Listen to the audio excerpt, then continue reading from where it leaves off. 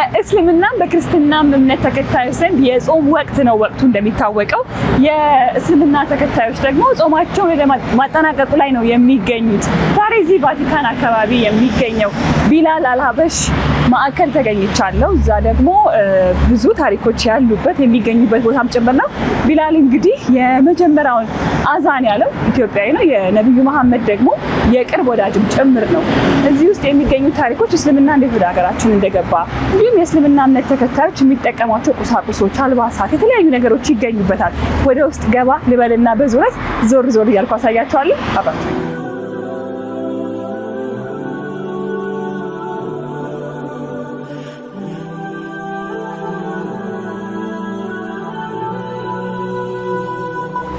ጤና ይስጥልን እንደምን አለ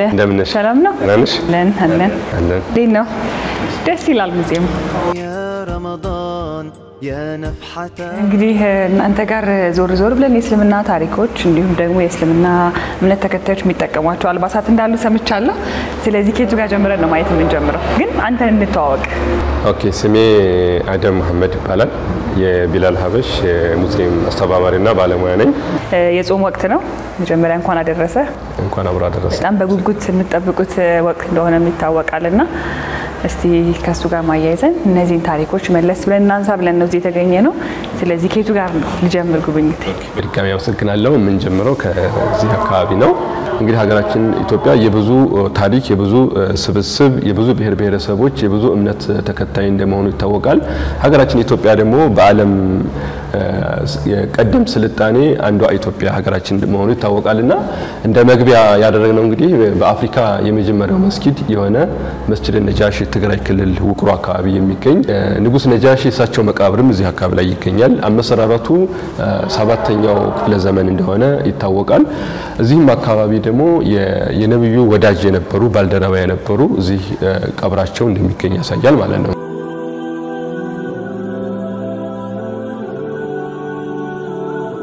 ሌሎችም ደግሞ ቀደምቶች አሻራ ያሰረፉት የጽሁፍ ሀብቶች አሉ እነዚህ የጽሁፍ ሀብት ደግሞ በተለያየ ሀገራችን ክፍሎች አባቶች በእጅ የጻፉ ትውልድ የሚያስተምሩበት የሚቀርጹበት የነበሩ በርካታ የጽሁፍ ሀብቶች ናቸው ማለት ነው ለምሳሌ እዚህ ጋር ብናይ የቁርአን ተፍሲር ወይም ቁርአን ማብራሪያ ማለት ነው በእጃቸው ነው የጻፉት እድሜው እንግዲህ ወደ 510 ዓመት ነው ማለት ነው ሌላው ደግሞ ወንጌል ነው ውዳሴ ማርያም መጽሐፍ ነው ይሄ ውዳሴ ማርያም ይሄ መጽሐፍ አረበኛ ላይ የተጻፈው እንግዲህ እድሜው በጣም ረጅም አመት ነው ወደ 420 አመት ያስቆጠረ ነው ኢጂፕት ነው የተጻፈው በጀርባው የዕብራይስጥ ጽሑፍ አለው በዛን ጊዜ ለትልቅ አባት ለሆኑት ለአቡነ ተክለ ሃይማኖት የተበረከተ እንደሆነ ያሳያል እድሜው እንግዲህ ወደ ያበረከተላቸው ከግብጽ ማለት ነው ከግብጽ የተበረከተላቸው እዚህ እንዴት ተገኘ ያው እንግዲህ ቅርስ ኮሌክት ሲደረግ ያው በተለያየ በስጦታ በሌላ መንገዶች ኮሌክት ሲደረግ ያው አጋጣሚ ስናየው የሳቸው ተበርክቶ እንደሆነ የሚያሳይ ታሪክ ያሳየን ማለት ነው ያው ቅርስ ስለሆነ ያው የሀገር ቅርስ ነው ወደ ስንመጣ ደግሞ ሀገራችን ኢትዮጵያ እስልምና ወደ ሀገራችን ከገባ ጊዜ ጀምሮ ከመዲና በ8 አመት እንቀድማለን ሀገራችን ማለት ነው በዛን ጊዜ ደግሞ ለነብዩ መሐመድ ቁረይሽ የሚባሉ ማህበረሰብ ያስቸግሯቸው ነበር የራሳቸው ዜጋ የሆኑ የራሳቸው ቋንቋ ተናጋሪ ሆኑ ሲያስቸግሯቸው ወደ ኢትዮጵያ ሀበሻ ሀገር ፍትሃዊ መሪ አለና ወደዛ ሀገር ሄዳችሁ ብታሳልፉ መልካም ነው በሚል የተላከላቸው ደብዳቤ ነው መልእክቱ ተጽፎ ማለት ነው رمضان يا نفحة الرحمن رمضان ورسل متى بلال ابن رباح يبالال بلال حبشة نو إثيوبيا نو اللي مجمريا بعالم لا أذان بلو ياوتانو بلال نمو بزو إنجلت يدرسبت نو بعالم لا إند بلال إنجلت يدرسبت person بزانجي سوي ندلله نو نبي منا كروس ماله نو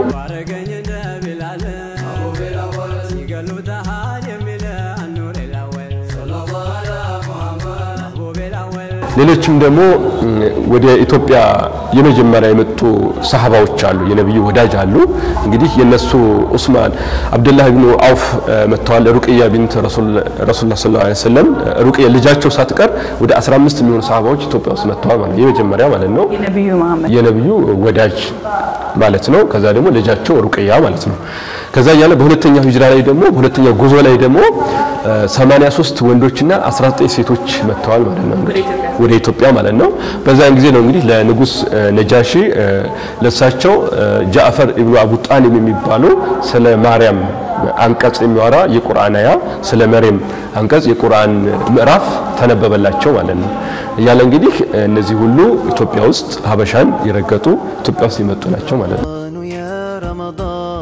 يا نفحة الرحمن رمضان يا رمضان شهر جود وغفران رمضان يا رمضان እነዚህ ደግሞ በአፋር አካባቢ ለመስገጃነት ከዘንባባ መሰል ተሰርቶ ለመስገጃ የሚጠቀሙበት ወተት ውሃ የሚይዙበት ይሄ ሙቀት አካባቢ ላይክ የሚያራገቡበት ነው ጫማቸው አጠቃላይ የምታያቸው ባህላዊ ጫማዎች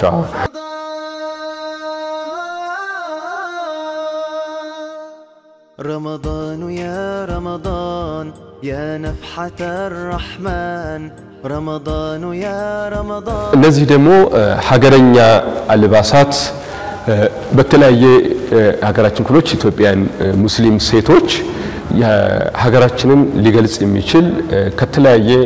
እደ ጥበብ አርት የፈሰሰበትን በእንደዚህ አይነት የተለያዩ መዋቢያዎች አድርገው እናቶቻችን አያቶቻችን ሲጠቀሟቸው የነበሩ ናቸው ማለት ነው እነዚህ ልብሶች አውናቃቸዋለን አሁንም ድረስ ይደረጋሉ ይለበሳሉ ለየት የሚያረጋቸው በእስልምና እምነት ተከታዮች ዘንድ ይመስለኛል ከውስጥ የሚደረጉት ሻርፖች ነጠላውን የሚለብሱበት መንገድ ነው ማለት ነው እሱ ነው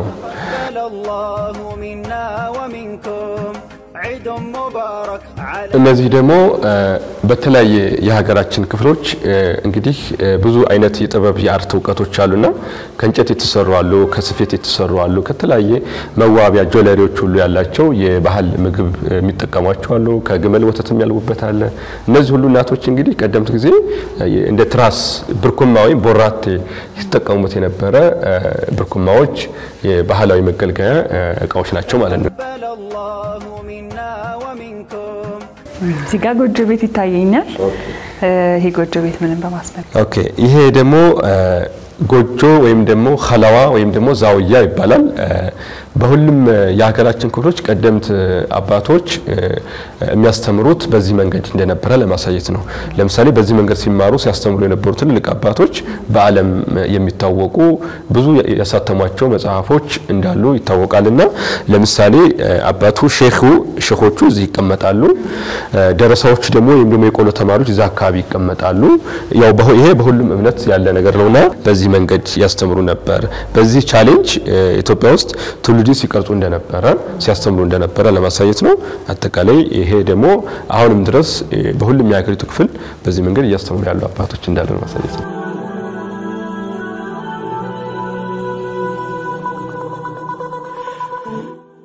ወደ ስንመጣ እንግዲህ በዚች ኸለዋ የተማሩ ዛውያ ወይም ጎጆ የተማሩ አባቶች ደግሞ እነዚህ በጣም ስመጥር በጣም የሚታወቁ የጻፏቸው ለምሳሌ ሐጂ መሐመድ ራፊ የሚባሉት መካ ላይ መላው አረቡን ሁሉ ሲያስተምሩ የነበሩ ትልቅ አባት ናቸው ከሀገራችን ሄደው እሳቸው ግን እንደዚህ ነው የተማሩት ግን በእንደዚህ ኸለዋ ነው ማለት ነው ዛውያ ነው ማለት ነው እነዚህ ሁሉ የምታያቸው በአልጄሪያ በትልቅ በሙፍቲ ማዕረግ ተቀምጠው አልጄሪያ ላይ ሲያስተምሩ የነበሩ ትልቅ አባት ናቸው رمضان يا رمضان እነዚህ ደግሞ አሁን ያየሻቸው አባቶች ሲጠቀሟቸው የነበሩ አልባሳቶች ካባ ይባላል ወይም ደግሞ ልብሶቻቸው ማለት ነው እነዚህ ልብሶች ላይ ግን ምን ጥያቄ አለ ያሉበት ደረጃ ወይም ማዕረጋቸውና እድሜ የሚወስናቸው ልብሶች ናቸው ማን የትኛው ልብስ ይለብሳል የሚለውን እናንሳ ኦኬ ይሄ እንግዲህ የሚለብሱት በጣም ትልልቅ በእውቀትም ትልልቅ እውቀት ያላቸው አባቶች ለምሳሌ የሚያስተምሩ መስጂድ አካባቢ አሰጋጅ ሆኑ እንግዲህ ዩኒቨርሲቲ ትልልቅ ማዕረግ አካባቢ ላይ የሚያስተምሩ አባቶች እንግዲህ እነዚህ ሁሉ የመስጂድ ኢማም ወይም አሰጋጅ የነበሩ አባቶች የሚለብሷቸው ናቸው የሚለበሱትም ደግሞ እንደዚህ ከፍተኛ እውቀት ያላቸው አባቶች ናቸው እና ከነ መቁጠሪያቸው ዚክር ወይም ደግሞ መቁጠሪያዎቻቸው የሚጠቀሙም አባቶች እንዳሉ ነው የሚያሳየው ከዛ እንደዚህ ደግሞ ከዘራዎቻቸው የሚጠቀሟቸው ራሳቸው ማለት ነው يا نفحة الرحمن እነዚህ ደግሞ በተለያየ የሀገራችን ክፍሎች ትልልቅ ንጉስ የነበሩ ናቸው ለምሳሌ ሱልጣን መሐመድ ዳውድ በተለምዶ አባ ጅፋር ይባሉት በጅማ አካባቢ ራሳቸው ቤተ መንግስት የነበራቸው በዛ አካባቢ ሀገራቸው ሲያገለግሉ የነበሩ አባ ጅፋር ለየት የሚያደርጋቸው ደግሞ ኢትዮጵያውያን ሙስሊሞች በዛን ጊዜ ሐጅ የሚከደው በእግር ስለነበረ በዛን ጊዜ 19ኛው ሴንቸሪ ላይ በእግር ሰኪዶ ስንት ጊዜ ይፈጃል ያው 2 ወር 3 ወር አካባቢ ይፈጃል እንግዲህ በኤርትራ ብለው በዛ በበረሃ ብለው ነው የሚሄዱትና በዛን ጊዜ እንግዲህ እሳቸው እዛ ሄደው የሚያርፉበት ሆቴል ምንም ስላልነበረ እነሱ ደግሞ ለሀገር ህዝብ ብለው ህንጻ ይገዙ ንጉስ ናቸው ማለት ነው እዛ ሳውዲ ላይ ማለት ነው ስቲል አሁንም ድረስ አለ እንደዚህ አይነት ከፍተኛ አስተዋጽኦ ያደረጉ ናቸው ይጠቀምበታል ህንጻውን አሁን ላይ አሁን ከኢትዮጵያ የሚሄዱ ሀጃጆች ይጠቀሙበታል ለዚሁ ፐርፐዝ ማለት ነው እና የሚተዳደረውም ደግሞ በዙ ኢትዮጵያውያኖች ነው ማለት ነው يا نفحة الرحمن رمضان يا رمضان شهر جود شهوجلي الحسن محمد በጣም የሚታወቁ ንጉስ ናቸው ከአድዋ ዘመቻ ጋር ታይዞ ከፍተኛ ሚና የነበራቸው በጣም ያው በደንብ ይታወቃሉ የሐረር አሚር አብዱላሂ የመጨረሻው አሚር የነበሩት እነዚህ ሁሉ የአፋሩ በአጠቃላይ የሶማሌ እያለ አጠቃላይ እንግዲህ እነዚህ ሁሉ ከኢትዮጵያ እስልምና ጉዳይ አመሰራረት ጀምሮ ከ1967 ጀምሮ በሐጅ መሐመድ ሳኒ ሀቢብ አመሰራረቱ ሂደቱ የስብሰባዎች የዲፕሎማሲ ግንኙነቶች ምን ይመስሉ እንደነበረ ሁሉ ለማሳየት ነው ማለት ነው يا نفحة الرحمن ወደዚህ ስንመጣ እንግዲህ እነዛ የሻቸው አልባሳቶች ቀደምት እናቶቻችን አያቶቻችን ሲጠቀሟቸው የነበሩ ጆለሪዎች አልበዋል የጆሮ ጌጥ አለ እንግዲህ እነዚህ ሁሉ አንገታቸው ላይ የሚያደርጉት ግንባር ጌጦች ሁሉ እነዚህ ሁሉ ሲጠቀሟቸው የነበሩ መዋቢያዎች ናቸው በዛን ጊዜ ማለት ነው يا نفحة الرحمن رمضان يا رمضان ተራራርገና ታሪክን አነሳን መለስ ብለን ግን እዚህ ሲመጣ ምንድነው የሚያስፈልገው ምን ያህል ተከፍሎ ነው የሚገባው የሚለውን እናንሳ መግቢያው ለተማሪዎች 10 ብር ነው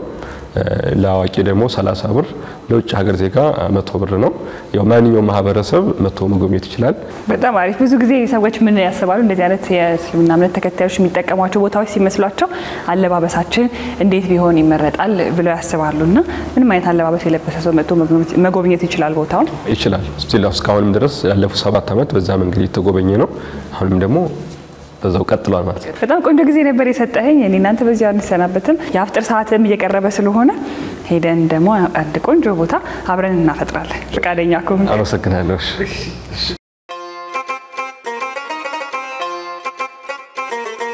ቆንጆ ፈጠር ያለ አፍጥር ማፍጠሪያ ያለበት ቦታ ወደዋለሁ ያስባለሁ በጣም ደስ ይላል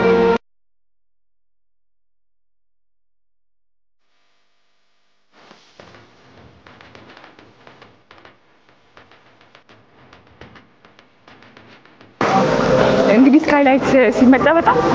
ብዙ አማራጮች አሉ በተለይ በዚህ በጾም ወቅትና ተወዷለ ብዬ አስባለሁ እንደምታየው በጣም ደስ የሚል ቦታ በጣም ደስ ይላል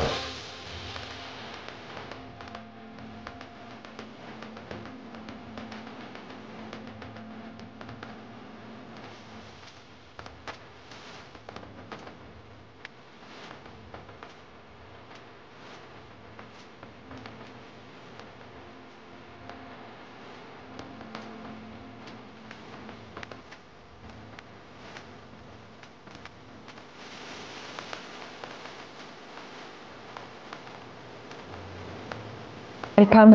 አፍጥር ነው የሚባለው ምንድነው የሚባለው መልካም አፍጥር ሰዓት አዎ መልካም የአፍጥር ሰዓት ይሁንላችሁ ይባላል እሺ መልካም የአፍጥር ሰዓት ይሁንልህ ቅድም ያነሳነው አሚን አመሰግናለሁ ያነሳነውን እንበላለን ማለት ነው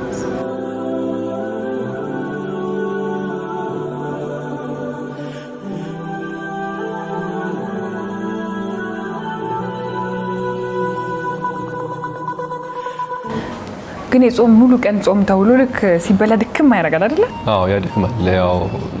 በተለያየሩ ፀሐይ ምናምን ከሆነ እሺ ይተኛል ግን ከዛ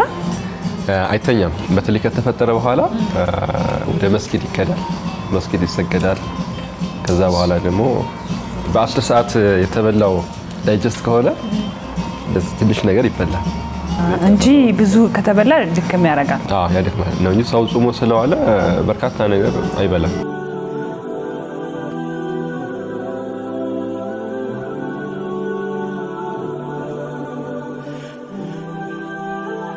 የረመዳን ጾም የሚጾምበት ወቅት በጣም በጉጉት ይጠበቃል። ብዙ የእስልምና እምነት ተከታይ ጓደኞችም ይነግሩኛልና ከጾሙ ባሻገር ምንድነው እንደዛ እንዲጠበቅ የሚያደርገው?